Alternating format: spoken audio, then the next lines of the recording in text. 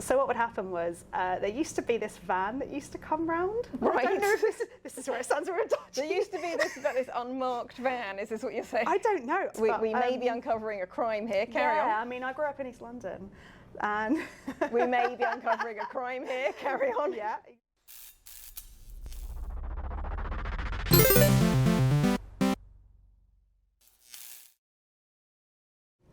Hi, I'm TristaBytes and this is Antstream Gaming Talk. Today I have with me Emma Jane, who is a gaming writer, a podcaster and a filmmaker as well. And gaming's obviously influenced a lot of your career. Where did it start off for you in your life?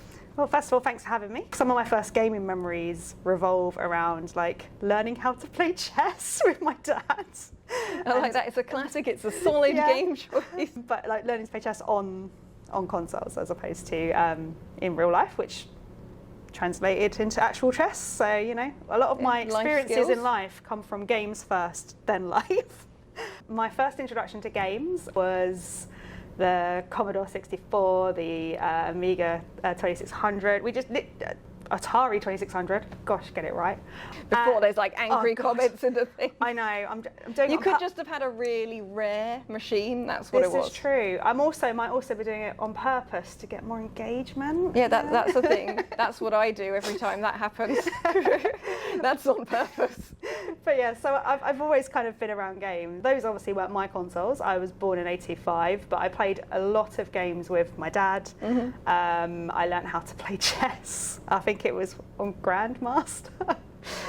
And I used to play a lot of Space Wars. So they're my earliest gaming memories. Mm-hmm. And they were all on consoles that were like household consoles. Yeah, so the home computers you were supposed to be doing businessy stuff on, but you weren't. You were playing Space Invaders. Yeah, I mean, even when I was at school, it would be like a race to finish my work as quick as possible so I could go on the one PC computer in the school so I could play was that like a BBC adventures. Basic? Or? Oh yeah, there was lots of the Micro and lots of a few of them in our school. But yeah, it was like I wanted to finish my work quickly so I could be the one to go play games. So. Solid life plan. You had your priorities right. Yeah, for sure. But the first console I actually owned that was mine was actually a Master System, and so that kind of got me really into games, and I'd spend hours and hours. Because, you know, growing up in a sort of lower sort of middle class household, we didn't have that much money for games. So despite all the consoles, she says. So what would happen was there used to be this van that used to come round. Right. I don't know if this is where it sounds very dodgy. There used to be this unmarked van. Is this what you're saying? I don't know. I don't even know if this is a legitimate business. We may be uncovering a crime here. Carry on. Yeah, I mean, I grew up in East London. And we may be uncovering a crime here. Carry on. Yeah, exactly. And this van used to come around, and it was a bit like a library. You'd get on the back of the van, and they'd have loads of different games and loads of, for different consoles and stuff. And we used to rent them, and it was great because they also had like a little snack section, and there was crisps and there was drinks, and that used to be how I got most of my games, was just by renting them on a weekly basis. So I would only ever have things for a week. So I've got all these gaming memories of the earlier consoles, and I'm like, I don't remember half of what they were, what I was playing. Yeah, and I only remember the first half of the game because that's as far as you could get in a week. Yeah, I mean, that said though, because I had a Master System, I'd always just revert back to playing Alex Kidd all the time, the one that was inbuilt. Alex Kidd in Miracle World, so that was a Master System 2 then? Oh, of course, yeah, it was. The bubbly one. Yeah. The weird looking one. Yeah. But yeah, no, my gaming experience has just always been there. It's always been in my life. It also got me through a lot of crappy times when I was in school. I was a very geeky child, not helped by the fact that I was rushing to finish my work so I could go on the computer. So I faced a bit of bullying. And yeah, at the time, I'd started playing The Legend of Zelda. And this was because one of my cousins had sort of lent the console, you know, when you get a console secondhand from other family members. And yeah, I remember playing that, and I got very much into that, and that sparked a whole thing to the point where my wedding ring actually has the Triforce on it. Oh, that's dedication to geekdom right there. And the reason it's got it on there is because I used to love what the Triforce stood for. I used to love power, courage, wisdom, and that kind of became my mantra. So like, if I was having a hard time at school, or if something was a tough time, I would literally just sort of retreat to the art rooms, usually on my own, and then I'd just sort of say them over and over again, and like just to make myself feel better. And I genuinely believe video games on more than one occasion have saved my life, and I genuinely mean that. They can be such a comfort to be in those worlds. I read a lot of books when I was in school. I was forever using fantasy and sci-fi, and I played a lot of games. I got into RPGs and things, those long format story games, and those were really a massive escape and like a safe place full of monsters and robots and things, but a safe place for that environment where you felt like you could overcome anything and you could kind of lose yourselves in these magical worlds. Exactly, and that's why they've always been a huge part of my life. And growing up as a kid, you know, I'd always want to go to the arcades. I remember really enjoying playing Gauntlet quite a bit, and like that kind of sparked my interest in a lot of fantasy. And then you know, the idea of being able to experience other worlds, even, and I mean this is the thing with retro games specifically. Even in retro games, you can get so much from them because it's almost like, unlike newer games, you're building most of that world yourself, whereas you've got the world building in these newer games. In a retro game, you've got to come up with all the excess stuff, all the extra bits that you don't necessarily you're only getting 10 pixels for that tree. You have to fill in all the leaves and the birds and the other things going on with them as well. So I think for me it's just I mean, I knew that I'd always end up doing something remotely related to games. I mean, it's always been a part of my life. So obviously I then eventually over time would meet my husband.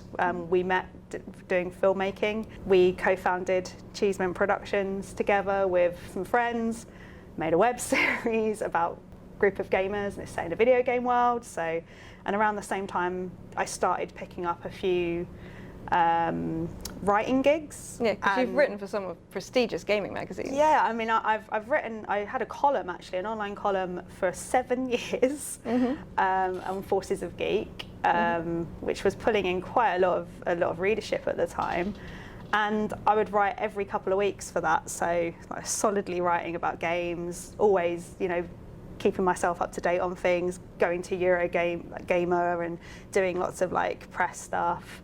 And then, it's just kind of spawned from there. I ended up doing some pieces for GameByte for a bit as well. I'm on a podcast called the Super 8-Bit Power Hour. Which is a good name. It is. That's a solid name. Yeah, but it's never an hour. It's the most chaotic podcast you'll ever listen to. But it's basically just me and my friends just chatting about games and chatting about pop culture and stuff. And so, like, it's always a huge part of my life. There's always an element to gaming. I mean, oh gosh, thinking back to what I said about my wedding ring earlier, even our wedding cake was related to video games. I walked down the aisle to the Legend of Zelda theme. It's a lovely theme tune, though.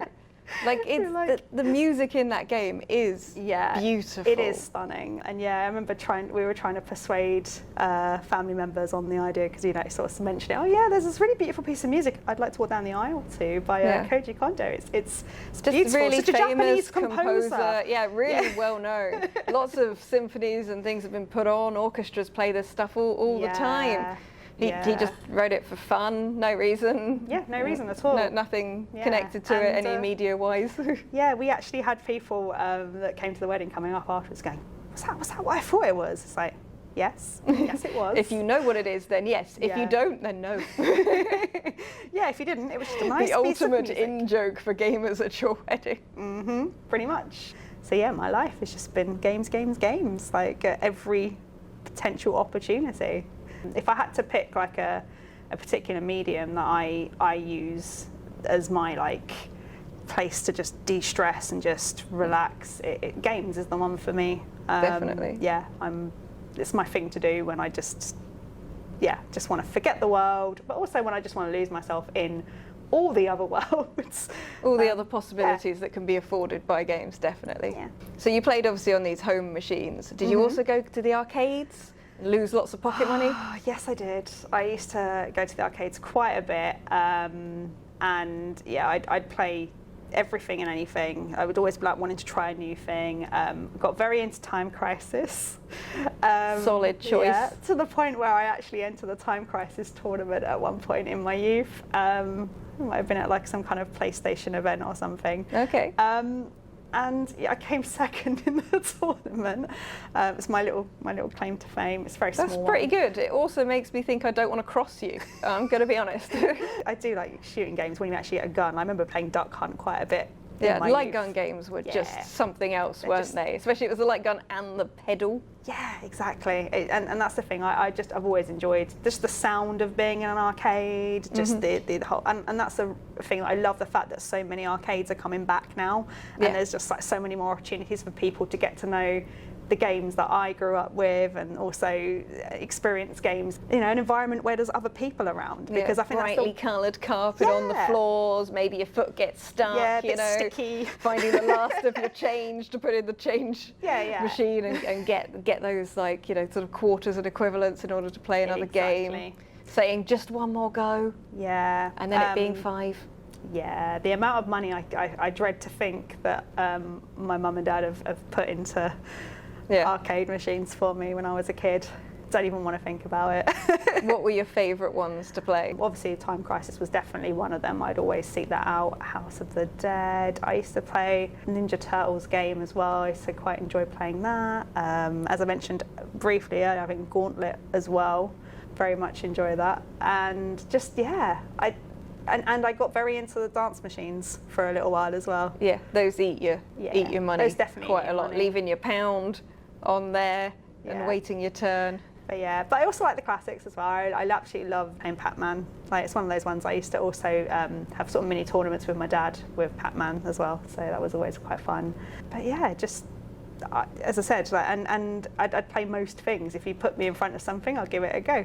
That's kind of how my relationship with games has always been. And I think that might come from the fact that when I was really young, I just played whatever games we had. You didn't get... That's what we did, isn't it? You played what was there. You didn't necessarily ask questions. You didn't necessarily look at who it was from or what machine it was on. When you're starting to get into gaming, you're just kind of like, it's a game, therefore. And also, back then, games, I mean, they are still expensive now, but I feel like games are really expensive. So it's like, you had that one game, you're going to keep playing that one game until I you spent get another £60 on some of my Mega Drive games at the time. Yeah. I don't want to do the calculation for what that is now. I think I played... I mean, I still have them, so I feel I did get my money's worth, but it was a terrifying amount. See, all my games and my consoles got sort of given to younger cousins, much to my disappointment. I came back from uni one year and I found out all of my games and consoles had been rehomed, and I was very sad. Well loved, and that gaming was passed on to the next generation of the family. Absolutely. Yeah. But we have so many places now. We're currently hanging out at OLL. They've got loads of consoles and things. But here you've got more retro arcades opening up as well, where you can play things. Obviously, I have to mention the vast library that is currently behind us here on Antstream. I would have killed for this, kid. Yeah, exactly. 1,365 games, I think it is at the moment. Brilliant. Sort of at your fingertips. No quarters needed is the other thing. So you can just play it and sort of go like, this is amazing, and I want to put like 500 quarters in just by using the start button, or this is terrible, I'm glad that this particular one did not cost me any money. Exactly. It allows you to sort of try everything, which I think is still my attitude with gaming. I'm just sort of like, I see something, and especially if it's like a weird game or an unusual thing, then I'm just kind of like, I just want to know what that's like. And if it's bad, sometimes I like it better. That can actually make a game infinitely more enjoyable. And just the thing with games in this format, it means that you've got access to like stuff that you wouldn't necessarily have played or had the opportunity to. Because like for me, as I said, I always had different consoles growing up in the house and ended up having lots. And it's that thing of, you know, I just think for someone that couldn't and only had one console, or as my husband, he only got his first console as PS1 and that was it. and it's like you can try things. You can have a play on something you wouldn't necessarily have played. You might find you enjoy something that you wouldn't have thought of playing. Like, I've discovered loads of things because I didn't really get to go to the arcades because we didn't have the money for that. I had some things I could play at home, but I didn't really get to have that sort of arcadey experience very much. It was a real treat, and it was an occasional thing, and you'd only get one go on the game. And now I've discovered loads of things that I'd seen and I'd coveted and wanted to go and play, and now I get to play them, which is really good fun. And sometimes I'm like, this is as good as I thought, and other times I'm like, this is hilarious. It wasn't supposed to be, but I'm enjoying it for unintentional reasons. Just had another memory pop into my head because I'm talking about like my past now. I'm just remembering as well. My mum and dad's friend used to own a pub, and they quite often would like have lock-ins, and so like in which is basically when they just lock the pub when it's closing time and it's just friends and family only. So I'd be in this pub on like a Friday night and just with my cousin just playing like Street Fighter and Space Invaders and different like games that they had set up in the pub. And so a lot of memories there of that as well. So family members would be like, just give them some games, and then like just especially put it on free play and let them go for a few hours. Exactly. That was it. And like getting to enjoy like free play was incredible, because obviously would love to have done that in the arcades. That would have been like my dream as a kid. Yeah, the dream, the power play, to be able to just be like, and just put in this cheat code. Absolutely. So you probably put in a reasonable amount of hours into your old Space Invaders then, you reckon? Yeah, not for some time, but yeah. You reckon it's still in the muscle memory? Potentially, I could, Because I have Space Invaders. Okay. And I can challenge you to Space Invaders. All right. Should we game on? All right, game on. Let's do it. So what we're going to go for, because I think that you are a pro. Don't say that. What we're going to go for is we're going to go for a laser accuracy, which means that the challenge is over as soon as you miss an invader. That's going to happen straight away, because my technique was usually... We'll see how it goes. Maybe I can... Now, do you want to go first or do you want to go second? Let me get it out of the way. You want to go first? I'll go first. Oh. I like the confidence here. We'll see how this goes. Is there actually confidence though? No, didn't even hit that. I mean, you hit something. I did. That, however, that was atrocious. I didn't even get to hit one of them. Okay, do you want one more go? I will give you one more go. I'm feeling generous. I'm going to regret this. I'm going to get none now. All right. Okay, that was just me warming up, right? Okay, laser accuracy, round 2. It's that mixture of patience and panic with something like this. Immediately.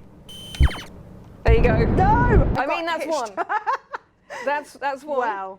It is more than 0. In the course of things, in a real alien invasion, getting one alien spaceship down is, I mean, that's still a pretty, I'm trying to help here. It's fine, you don't need to. Okay. It's fine. I know what I did. You know what you did. You know what you did. You know, we'll have this is like your report back to the government. I know what I did. And this is where I gonna also have. Oh no! I've done exactly the same thing. We are equally as good and or bad, however you want to view it. It entirely depends on how you look at it, really. Ideally, you looked away for a second there, quite frankly. My maximum score on that challenge 26 is 26 without missing a shot. Pretty good. Just to, you know, in a hope of regaining some gaming honour. To be fair, it's been a very long and a very warm day, and the invaders are more acclimatised to the tropical heat we're currently experiencing in this mini heat wave in the UK. You may be watching this long after then, so just believe me. Honestly, it's hot. So hot. Yeah, so, I mean, they had an unfair tactical advantage. For sure. I mean, they're aliens. I mean, between us, we have taken out 2 invading aliens, and I think that 2 of us, 2 aliens. That's pretty good. Like, you know, I've seen Independence Day. He only punched 1 in the face. Exactly. You know, that's what we did. Okay, we are as cool as Will Smith in Independence Day. Clearly, that is now 100% proven factual information. Let's go with that. So if people want to find you, perhaps heckle you on your podcast and things about this particular gameplay experience, where would they find you? You can find me on most socials as Emma Jane Mint. You can also just search for the podcast, Super 8-Bit Power Hour. Don't try and say that super fast. You can also search for Cheese Mint, which is the film production company that I am co-founder of and filmmaker with. Awesome. Well, thank you again for talking to me. It's been really, really good fun. Thank you for sharing your memories, and we will see all of you next time.